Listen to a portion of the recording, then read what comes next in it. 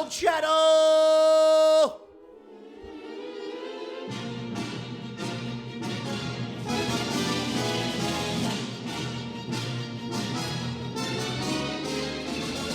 It's a Star Wars podcast, baby, starring myself, Darth David, Eastside Dave, Davey Mac, whatever.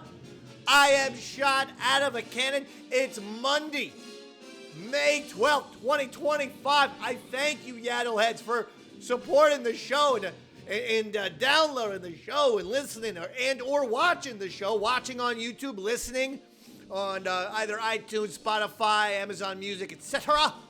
I thank you all so much. Very, very busy past week.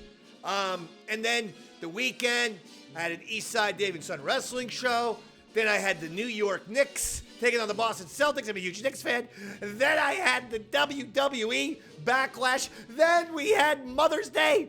Oh my God, I was like, I'm never going to get to do this Yaddle Chattle episode. But after the Davey Mac Sports program and before the Knicks game tonight, I found my time, my window, because I got to give you episode 7, 8, and 9. I have to. You might not want it, but I have to give it to you. I'm obligated. The Star Wars fan in me, who has loved Star Wars for so many years, needs to talk about it, Daddy. Oh, yeah. By the way, a happy Mother's Day. Belated. But a happy belated Mother's Day to all the moms out there. We thank you. I gave a beautiful, you know what I gave for my mom on Mother's Day? A beautiful, I mean, trust me, gorgeous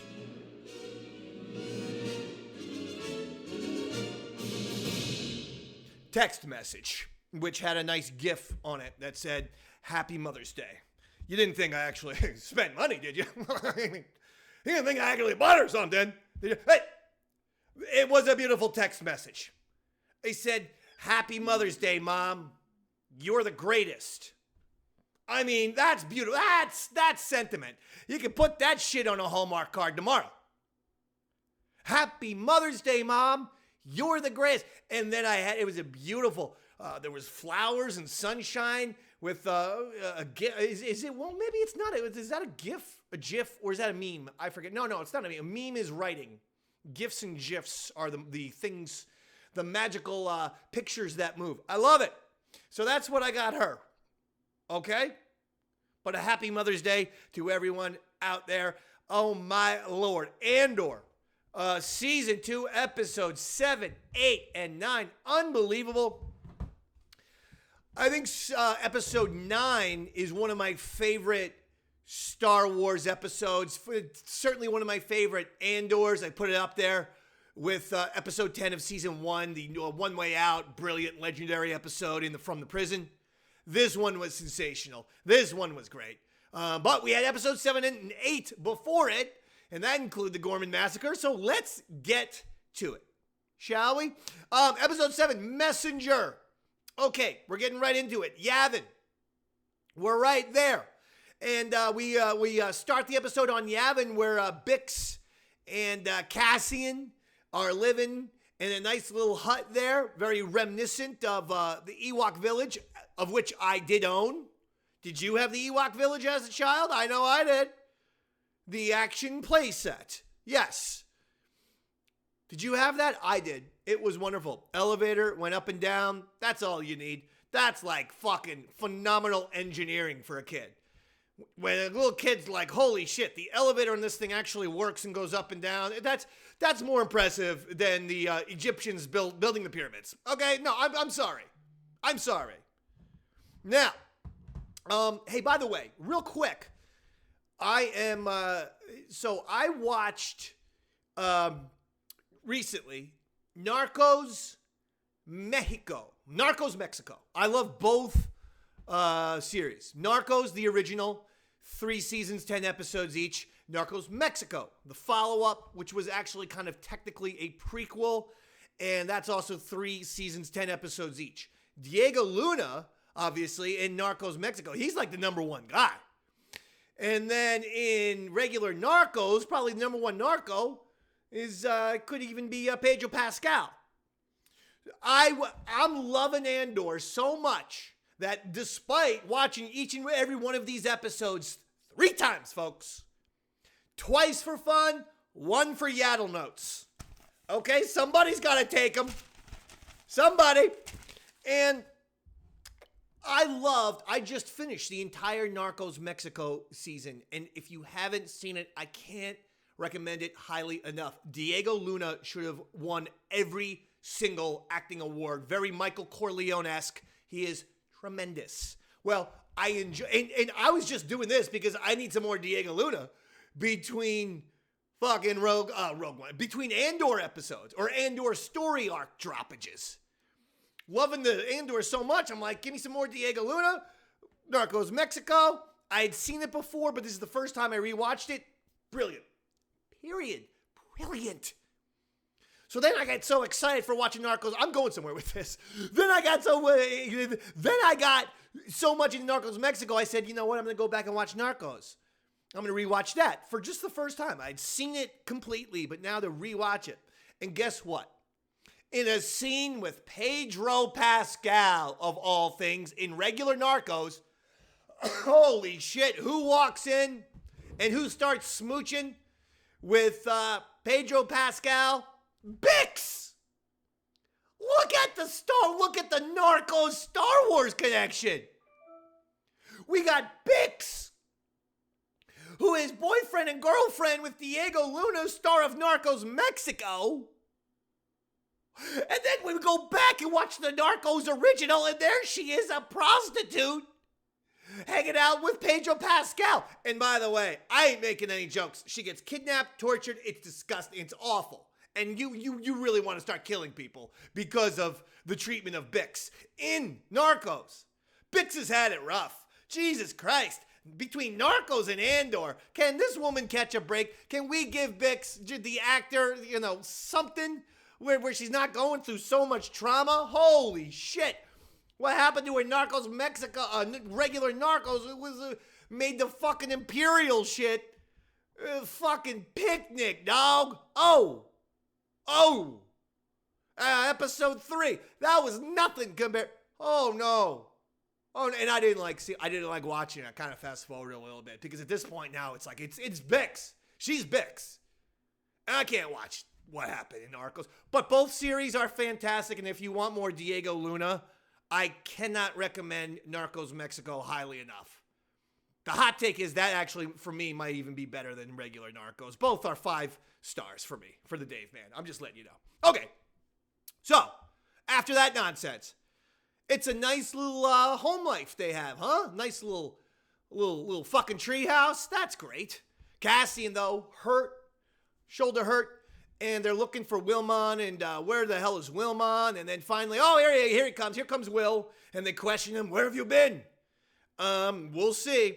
We go to Gorman. There's news people all over the place, as it definitely seems like Gorman is ramping up for a protest, a very, very big time protest.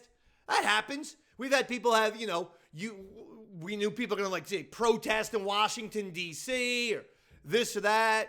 So that's the way it feels. Gorman's going to protest. Will the protest turn out to be violent? We'll see. Everyone's watching. Everyone's paying attention right now. The galaxy is watching.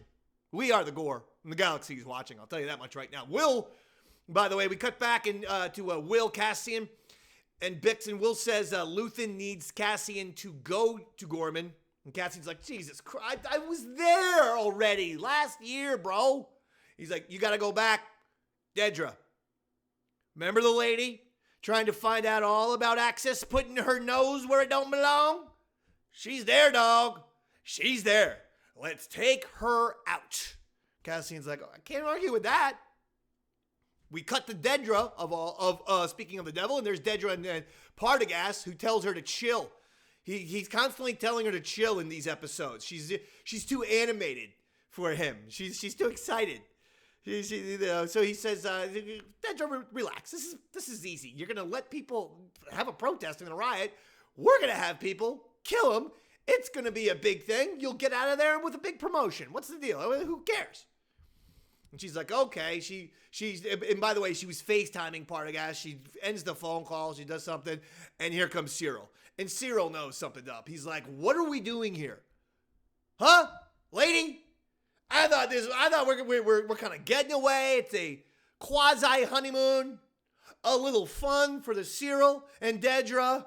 And meanwhile, we'll find some rebel spies and we'll throw them in the can. Right? I thought that's what we're doing here. Seriously though, Dedra, what are we doing here?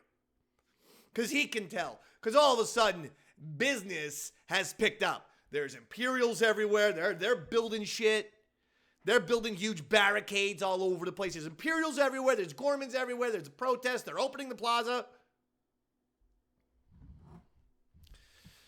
Lots going on. Okay, we go over to Coruscant, and Mon Mothma and Erskine are there. The stupid driver kind of questions them. Will you be going into your office today? And like, she's totally on to him, and she's like, I should get a new driver. He's like, actually, don't. They'll probably get like someone like a little smarter than that dope. I mean, talk about being the most obvious, awful Imperial spy of all time. Actually, yeah, keep that guy. Keep him. He's very, very obvious. Mon then talks to the Gorman senator, who's kind of hinting, I think we're going to need a little help, maybe. He's a little trouble back in Gorman. And then we cut to Bix. And she's like, enough with the shoulder. All you're doing is bitching and moaning and crying in your sleep. I'm taking you to Dr. Jedi. They called it a Force healer. I call that lady Dr. Jedi. It's a better name to me than Force healer. Dr. Jedi. Ooh, what's this all about? And guess what? She heals him. But she does say, oh, and I also had a vision of you. By the way, I'm just seeing myself on YouTube. I was really enjoying picking out this particular Star Wars shirt until I realized how wrinkly it is. I apologize to you, the viewer.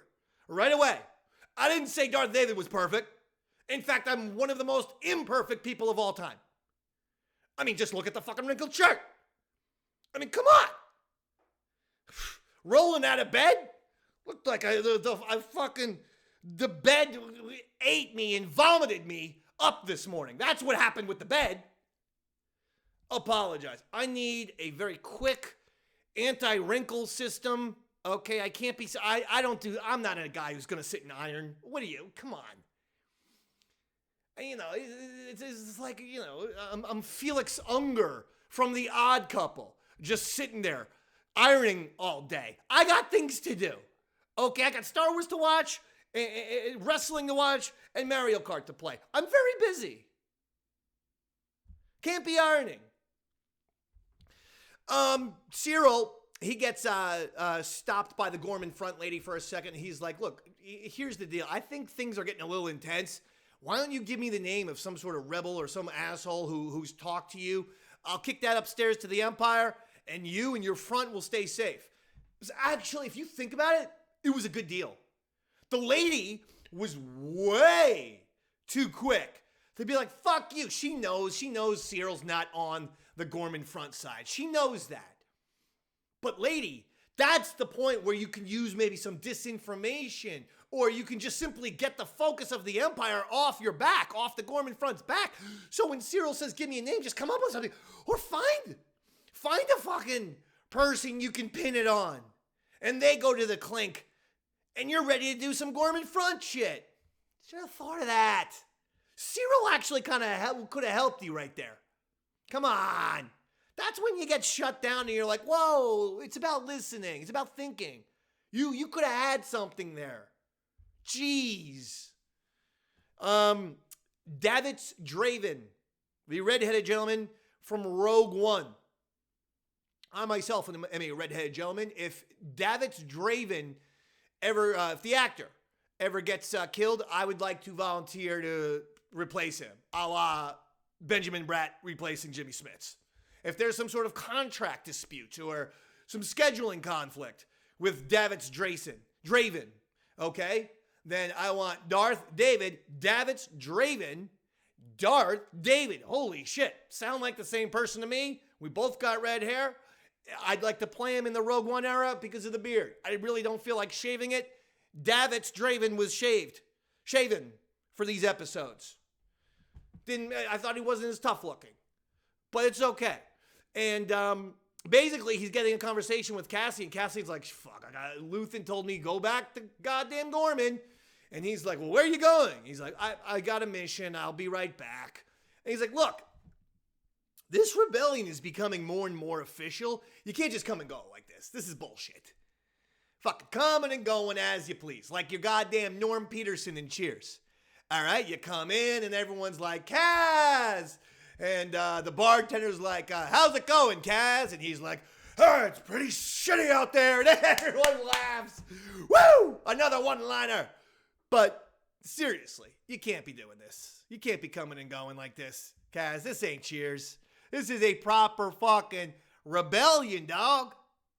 Okay, we're trying to start a revolution. And he's like, don't push me. I got shit to do. You said the ships don't have to get, the new rules don't go into effect till tomorrow. Well, last time I checked, today ain't tomorrow. So I'm leaving. It was a good point by Cass. I got no issues there. Go back to Gorman, and the green Imperial soldiers have arrived. A bunch of young guys. I think I even saw one guy's helmet too big for him when he got in line, and he had to like adjust his helmet and put his helmet back on because it was too big for him.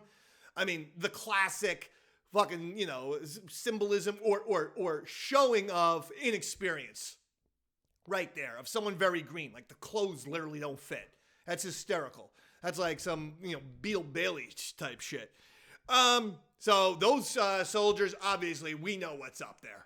We know what's up. They're called sacrificial lambs, Daddy. Oh, they're in big trouble. Val and Bix. Meanwhile, we go back to Yavin, Val and Bix. They're talking. And Val's like, listen, Bix, Cassian's a leader. Whether he realizes it or not, he needs to lead, man. People look up to him. People know that he's done a lot of shit now at this point. A lot. He's like a hero for us. He's got to be a leader. No issues with Val there. What an actress Val is. I've been watching her since Game of Thrones, where she played the creepy little assassin lady. And now she's just the creepy, slightly older assassin lady on Andor. But, phenomenal actor. Then we have the Gorman there, the hotel, the Gorman, and the guy checks in Cassian, the guy that knew him from episodes 4, 5, and 6, the clerk who works at the hotel. He's going to get Cassian in. He's not going to, put him on any sort of registry, so he's going to be able to go into the hotel room, plan out Dedra's assassination, totally under the radar. We see Cassian up there, and he's going through, he's got all kinds of guns. I love that. Very, taxi driver-ish. Just guns. And that's it. We see Cassian sort of looking outside. Boom. End of episode 1. So I thought that was a very, very good episode. It set up a lot for episodes 8 and 9, though. And episodes 8 and 9 were unbelievable. Okay, let's get right into episode 8. Who are you? And that was a quote that Cassian said to Syril, but we'll get to that in a second. We start the show with Cassian in Gorman, kind of, pretty much leaving or taking off where it left off, or whatever the fucking phrase is, from episode 7. Episode 8 starts with Cassian still looking at his suitcase of guns, of blasters. He's getting ready. Everyone on Gorman's getting ready. The Empire is getting ready. They are absolutely getting ready for some sort of major protest / riot / possibly battle. Barricades all over the place.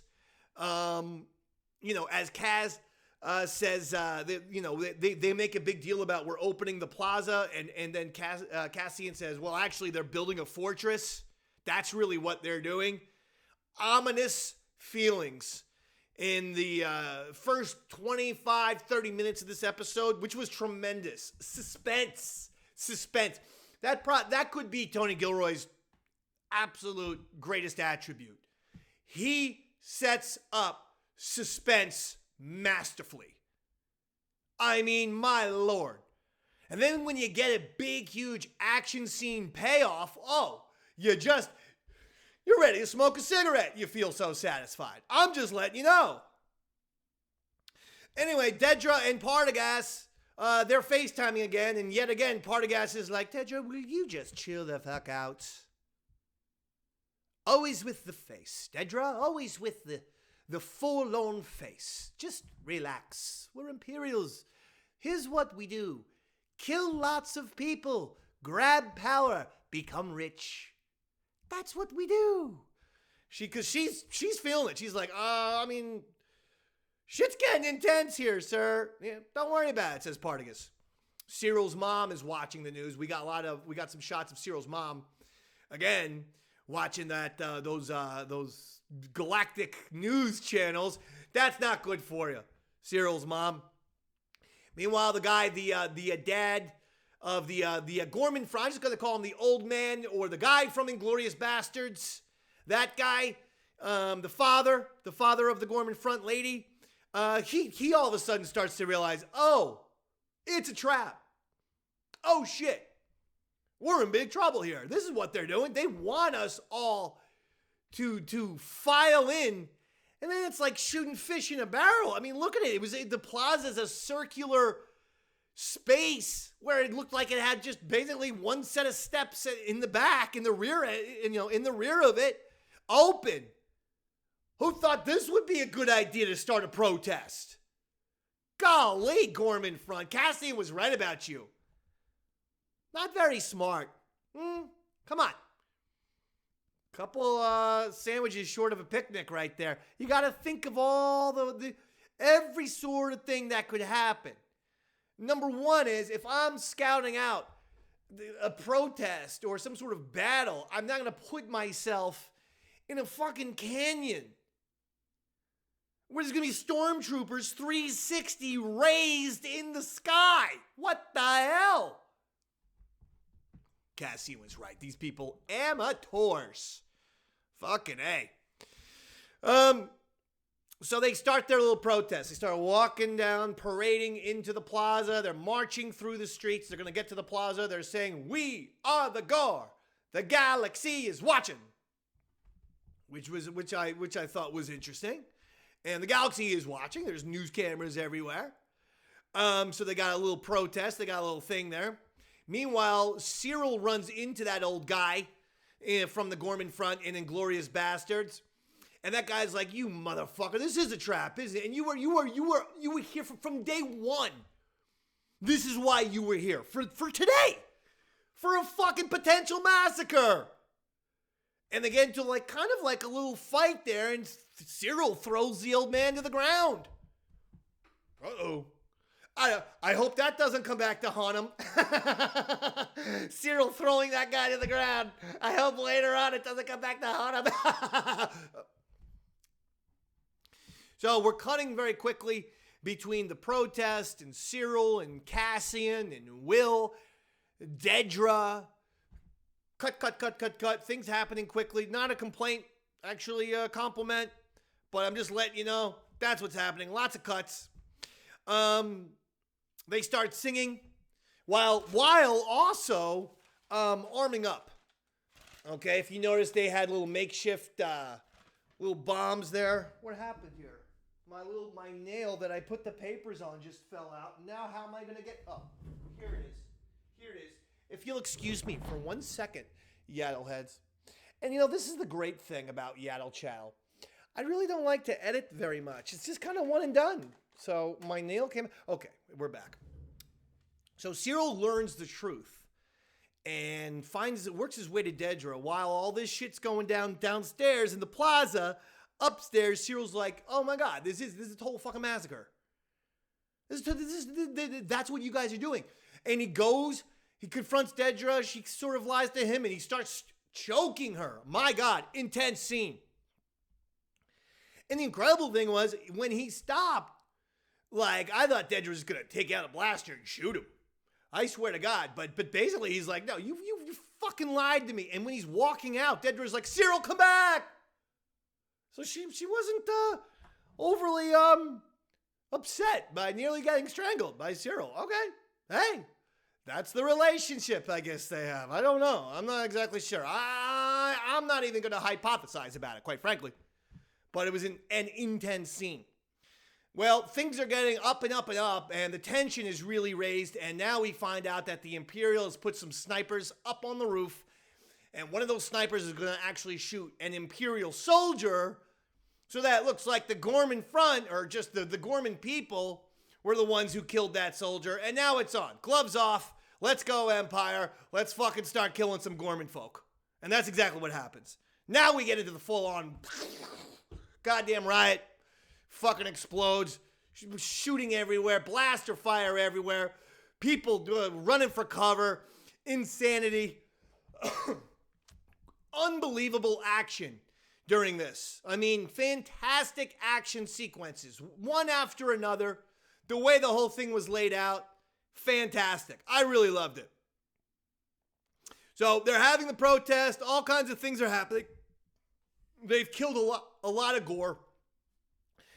And now with, some gore on the run, there's different people trying to, oh my God, we fucked up here. The Imperial's just the Empire's just gonna shoot us, cut us down into ribbons. Let's get the hell out of here. And that's when they release, the Empire that is, releases a ton of K2SO guys. Oh, this is fantastic. I loved it. So we heard that, unfortunately. I don't know if you heard this. Tony Gilroy says they had to cut out a K2SO horror movie episode where there was going to be an episode on Andor season 2, and it was going to be like, the rebels were trapped in a confined space, a ship or whatever, and there was going to be a killer K2SO on the loose. It was going to be a very horror movie vibes. Oh, I was like, why tell us that, Tony? I love that. Don't tell that to me, Tony. Don't do it, dog. But what I think did happen was you got that horror movie feel in this scene where those K2SO units were just, walking slowly, picking people up and just throwing them 25 feet into a brick wall or on the ground, and bam, that was it. On impact, they all died. They would all die. These things were badass. Holy mackerel. Now, Cassian, while all this is going on, Cassian finally, he looks up. He's on the ground, but he looks up, and on the balcony is Dedra. He's getting the shot. He's there to assassinate her. He's got his shot at Dedra, and just when it looks like he's about to take it, bam! Syril with a fantastic tackle. I mean, I haven't seen anything like that since Lawrence Taylor hit Joe Theismann and broke his leg on Monday Night Football, 1984. I mean, this was a tackle, my friends. Syril, great job. You could probably get some sort of opportunity in the WWE to use that move as a finish, because that's like a spear move that lots of wrestlers, Roman Reigns and Braun Breaker, utilize the spear. So great spear or great tackle. If you're looking to get into the NFL, Syril, I tell you one thing, I'll give you a recommendation. They get into a fight, Syril and Cassian, and my God, what a fight. Holy shit. Just unbelievable. Syril, surprisingly to me, holding his own. Like, surprisingly, like a couple times having the advantage on Cassian. And I'm thinking, okay, he's absolutely going to kill Cassian. There's shit exploding everywhere because of the, they're having this fight in some sort of store or shop, and but outside there's blaster fire everywhere. There's all kinds of explosions everywhere. So once it looks like Cassian's about to get the gun, there's a big explosion. Syril gets his hands on the gun. He has Cassian ready to go. Cassian's on the ground. Syril's right there. I'm going to fucking shoot you. Cassian, that's when he says, who are you? He's like, my God. Come join our side, bro. Come join the rebellion, dude. I don't know who the hell you are, but my God, you can fight.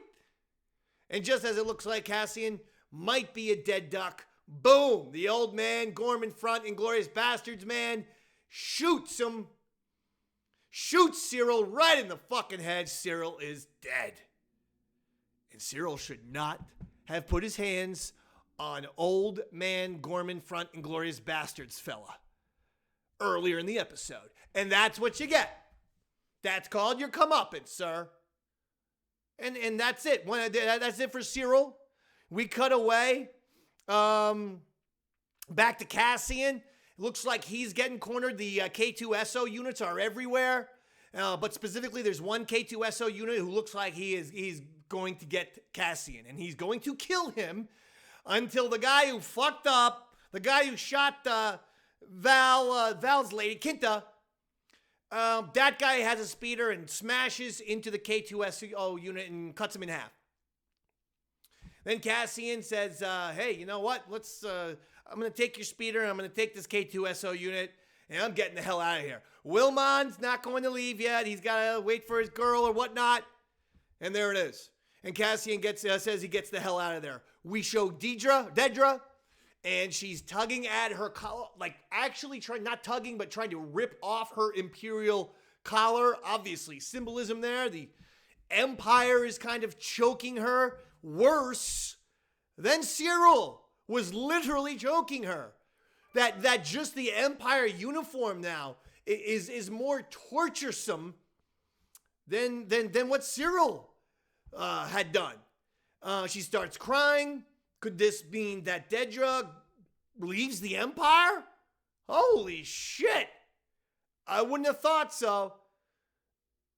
Last year, I wouldn't have thought so this year at the beginning of Andor Season 2, but after Syril's death and the way she treated that fucking Imperial coat, and by the way, it does look a little high on the Adam's apple or just, throat area, I guess, for a lady. Can we relax with the highness of it? No one likes a turtleneck. You can't breathe. And it's really only for like one type of weather. It's like 30-degree weather, I can wear a turtleneck. Outside of that, not a lot of function for a turtleneck. I'm telling you. I'm just letting you know. We finally cut after we go to Dedra and we cut to mom, Syril's mom, and she's watching the news, crying. She knows Syril has died. And we go to credits. Unbelievable. The Gorman Massacre. Unbelievable. I thought that was extremely exciting. I thought it was, at times, nerve-wracking in the best way possible. Plenty of anxiety, tension, drama, and great, great action. This is how you do it. This is Tony Gilroy, how he sets up the drama and tension and then pays it off. That's how you do it. Not to shit on the acolyte all the time, but you don't have characters walking around in the forest, episode after episode, talking about bullshit. Nothing happens. They finally come to some sort of conclusion, and they have a stance on something, and then 15 minutes later, they reverse that stance because the show was poorly written. This is when people say, why are things poorly written or well written? This is the reason why. Setting up tension, setting up drama, having a payoff. Yes, that comes in the writing. And Tony Gilroy and his team, untouchable. That brings us to episode 9. Welcome to the Rebellion. We start with Coruscant, where there's a Gorman senator, and he is kind of taken away at the beginning of the episode because, well, we just had a Gorman massacre. He's probably a traitor. Let's take him away. Bail goes over to Mon. He's like, okay, this is getting a little scary. And Mon's like, that's it. I'm making my speech tomorrow. They just took away a Gorman senator. I'm making the speech tomorrow. He's like, oh, shit. You got to make the speech. I got to make the speech. All right, fine. You can see Bail definitely knows that when she makes that speech, everything's about to change. We go over to Luthen's place, and we see Clea telling Cassian of the mission that she needs from him. He's come back, and she's all about, you're going to have to do this Mon Mothma mission. You're going to have to get Mon Mothma. You're going to have to get her to safety or some sort of shit. I don't know. We cut to Mon Mothma, speak of the devil, and we discover that there are listening devices in her office. Erskine finds them. She destroys it. She's like, motherfucker, they're bugging my office. She gets out of there to practice the speech. And when she's in, and by the way, I want to say, the exteriors of Coruscant, brilliant. I've always said, Coruscant's a massive, massive planet. We all know Coruscant, and it's New York City. Why not show more of it? If Coruscant's, say, the size of Jupiter, and it's all New York, the whole planet, that means you literally have infinite neighborhoods and places to go and to explore. So I love exploring Coruscant. We saw great sets, great exterior shots of Coruscant all the way through this episode. I loved it. I loved this set too. outside somewhere. I guess that was outside by the Imperial Senate place, I think. But she's practicing her speech, and here comes Luthen. And Luthen says to Mon Mothma, he's like, listen, I know you have an escape plan with Bail Organa. Well, Bail's team has been compromised. You can't leave with them. Okay? You got to leave with the person I tell you to leave with. And then he reveals that Erskine, Mon Mothma's wonderful assistant, who gets all her papers in the morning, gets her tea, with a slice of lemon. Yes, she likes it with honey and not milk, and a slice of lemon. Erskine's been working with Luthen all this time. Wow. And Mon Mothma's like, oh, jeez, is there anyone I can trust? Is there one person I can trust in this whole fucking deal here? This shit's too much. And Luthen's like, yeah, sorry about Erskine. He's like, but don't go with Bail's people. Sorry about Erskine, but trust me on this one. Says they're compromised. Oh, and Mon brings up Tay. She finally brings him up. Like, okay. Again, how am I supposed to trust you? I was thinking of rekindling my relationship with my high school sweetheart. And let's see. Oh, yeah, you had him killed. Didn't you? And I'm supposed to trust you? Huh? Aren't you supposed to be in a Thor movie, motherfucker? With all the lies you tell me? Go back to Skarsgård. Skarsgård. No, that's his name. Asgard. Anyway. Imperials, meanwhile, after Mon Mothma destroyed the recording device, the Imperials realized, Mon's recording device is offline. Maybe she found it. Maybe it, maybe it just broke. And then we flash back to Mon. She's in her apartment, or in her office. She fires Erskine. She's like, I can't believe you. And he's like, what do you want me to do? Jesus. Fine. It was an honor to serve you. Thanks. Thanks a lot. You know how many times I've saved your life, lady? Luthen meets up with Cassian. He says that he has some cryptic shit, like where Cassian's like, look, I gotta leave, man. I can't be doing this too much. I got the Danny Glover situation. I'm too old for this shit, Luth. I want to retire, bro. And Luthen's like, that ain't happening. You realize every time I need you, you just pop up magically?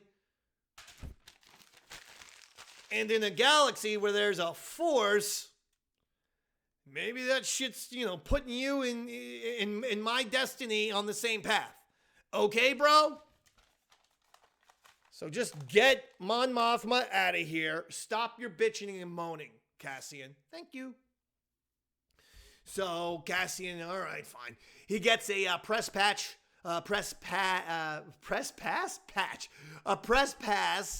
to the Senate speech, and it's a lot of pressure. Bail's like, Mon, I don't know if you should do this. This is right before the speech. He's like, I don't know. I don't think this is a great idea. She's like, I absolutely have to do this.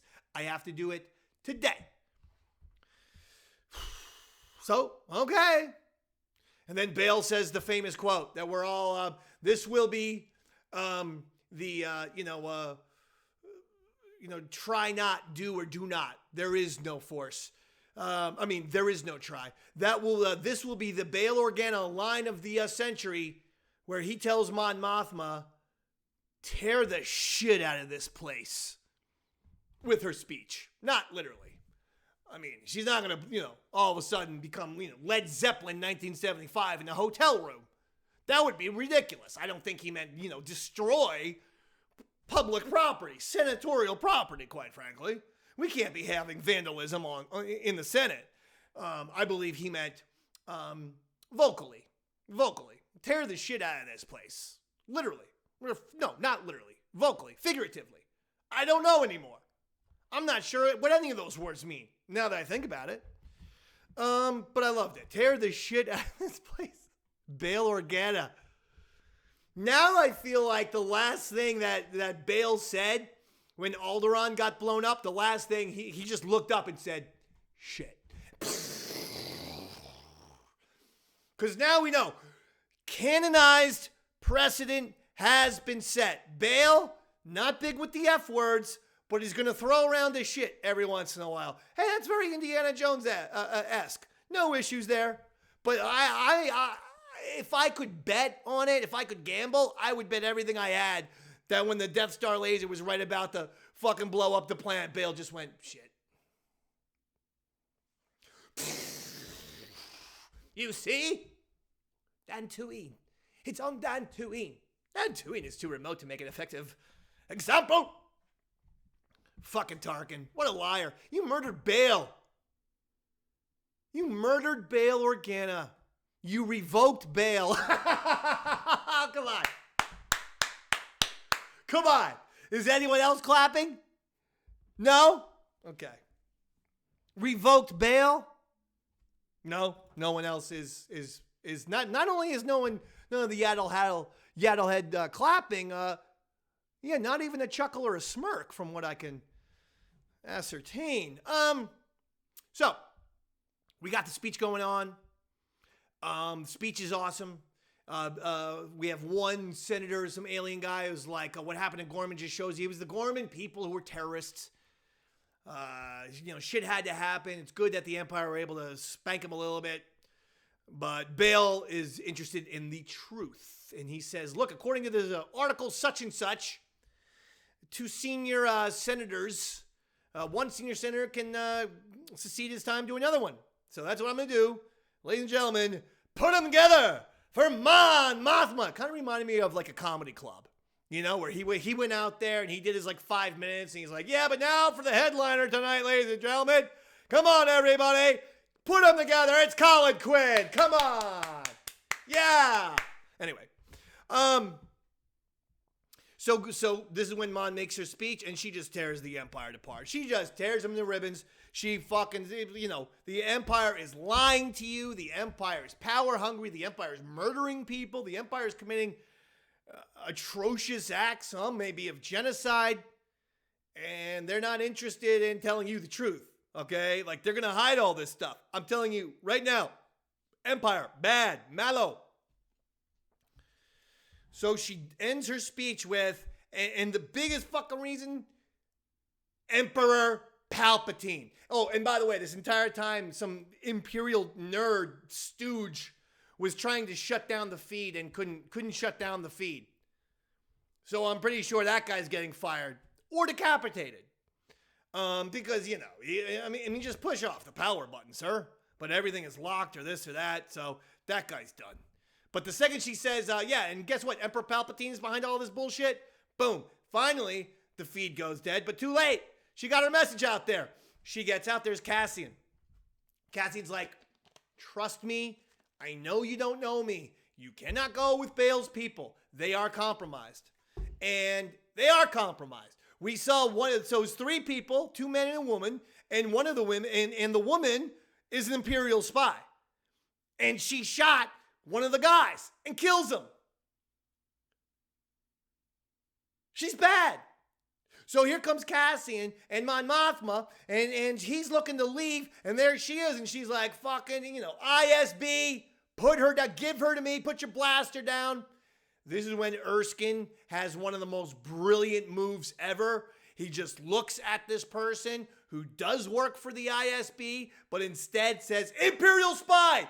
And the Imperial spy lady gets shot and killed. Brilliant. Erskine. And Mon Mothma wanted to fire you? Erskine?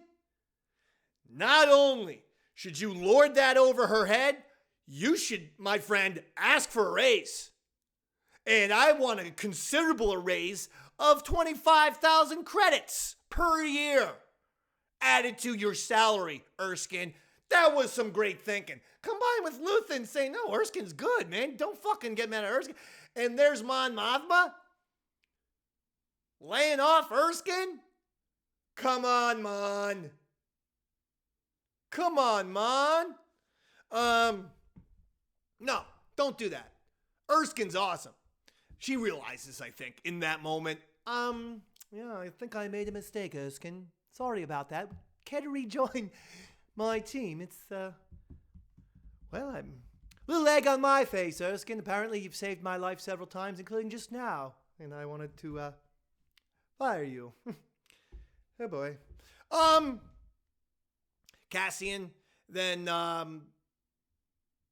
Mon then flee after Erskine does that. They get outside, go down the winding stairwell, get outside, and then here's the stupid, dopey driver who's also an Imperial spy, Mon Mothma's driver. And he's like, hey, wait. And Cassian just does the most rudimentary fake out of all time. He's like, oh, hey, look, I got her, and here's my gun, and bam, now I'm shooting you. You're dead. That guy just fell for it. That guy was stupid. See, again, that's Erskine. Who said to Mon, like, no, don't change drivers. There's no way you're going to get another driver this fucking dumb. Keep him. That was Erskine. What if she had gotten a different driver and he was smart and good with a blaster? Maybe she and Cassian get killed right there. But instead you had Dopey out there. Hey, you guys can't leave. And Cassian's like, oh, what's your... He might as well told the guy, like, look down. Your shoes are untied. Oh, gotcha. Oh, so that guy was stupid. Erskine was right. I love Erskine. Number one Erskine fan. So they get out. Cassian gets the speeder. They get Mon out of there. They go speeding through Coruscant into that safe house where Bix and Cassa were. And who's there? Who all is there? Lots of folks are there, right? You got Will's there. And you got Bix is back on Yavin. You have Luthen. No, he didn't get there yet. Clea, Mon Mothma, Erskine, Will, and I guess Cassian are the ones who were there. And so there it is. And then Cassian, basically, Luthen says, the whole word is, hey, Cassian, go back to Yavin. Mission's over. You're not responsible for getting Mon Mothma back to Yavin. We're going to have Gold Team bring her in to, have a lot of pomp and circumstance, and she's going to give a big speech to the rebellion. Boom. He's like, all right, whatever. So Cassian goes back to Yavin, has a nice little conversation with Bix, tells her how much he cares for her, how much how much he loves her, and all he gets for that is Bix to fucking disappear the next morning. You motherfucker! And no, don't tell me, well, she had to do this. Because the Force healer, Dr. Jedi, told Cassian he needs to be in the rebellion. She saw an important vision of him doing something important for the rebellion. Bix, how about you just communicate that with Kaz? Something to the effect of, look, I love you, you love me. We have to be a part of the rebellion. That comes first. And then in our spare time, we'll be together. Why can't you just say that? He would have understood, I think. Yeah, he would have. But instead, it's just like, oh, Cassian, what I need from you is to reveal your innermost feelings. Okay, well, here you go. Okay, now that you've done that, I'm gonna fucking ditch you. With some bullshit, like we can't be together because there's a more important reason. Stop the nonsense, Bix. I didn't care for that. I'm not saying I want Bix killed or nothing, but that wasn't well thought out, Bix. Communication is key in life for relationships. Don't ask me. That's what Dr. Phil says. I mean, don't get me wrong. I'm not sure we can believe him either. I mean, look at him. With the fucking mustache and the back in 2 minutes, back in 2. I'll be back in 2. And the homespun advice that makes no sense. Here's the thing, Debbie. If you have a chicken in your left hand and the remote control in your right hand, make sure you don't set off a nuclear bomb. We'll be back in 2 minutes. What? But despite all this Dr. Phil nonsense, I do know people need to communicate. And Bix, no, that's not how we do it. Cassian's brokenhearted. He's stumbling, bumbling around. He finds his way to one of the little fucking garages in Yavin, and that's when they're putting K2SO back together. All the guys have their weapons. Fantastic Frankenstein scene. where, they put the electricity into K2SO and he kind of comes back to life. Fucking cool shit. I love that part, actually. All the rebels have their guns affixed on them. And then he's just like, he wakes up and he goes, hello. If I offended you, I apologize. Otherwise, please, can you point that blaster somewhere else? Or something to that effect. I thought that was very funny. And boom, that's how we end. There's episodes 7, 8, and 9. One more arc to go. Are you loving it? I gotta tell you, I loved episodes 8 and 9. I was a huge fan of these episodes. And I'm not sure which one. Episode 9 right now is probably my favorite episode of the entire season. I just thought that was fresh, action-packed, speeches. I mean, you can't show enough Coruscant for me. You just can't. I love it so. Jedi Temple, Senate, Palpatine headquarters, whatever. But again, we have so much stuff. The diner, fucking Obi-Wan in Attack of the Clones. Just give me so much Coruscant. I'll never get sick of Coruscant, ever. I love it. The visuals of this episode, of that episode, and really this entire season, just like season 1, unbelievable. Just fantastic visuals. This show feels really big, expansive, epic. That's what this show feels like. The sets are dynamic. The sets are tremendous. Luthen and Mon meeting in the shadows on Coruscant, and that, just little things like that. Remember in The Acolyte where they had people meeting in a broom closet? And you're like, what the fuck? You spent $285 million on this show for a fucking broom closet? This is Star Wars. Big visuals. Build of tension and suspense. And then a huge payoff with action. This is the good stuff. And now we only got one more arc. 3 more episodes, but one more arc. Jesus. I just want to say thank you, Yaddle Heads, for tuning in. We release these shows unpredictably because life is unpredictable itself. Mine especially. But I'll always get them to you. I'll always do it for you. So let's get ready. Let's get ready. It's going to come up quick. Episodes 10, 11, and 12. The final 3 episodes of Andor. The entire series. Because I ain't doing a season 3. But the show's fantastic. Yet again. I would just say this. It's not such a secret to making great Star Wars. It really is about great characters, storylines, visuals. And the thing is, Andor delivers on all of that and then some.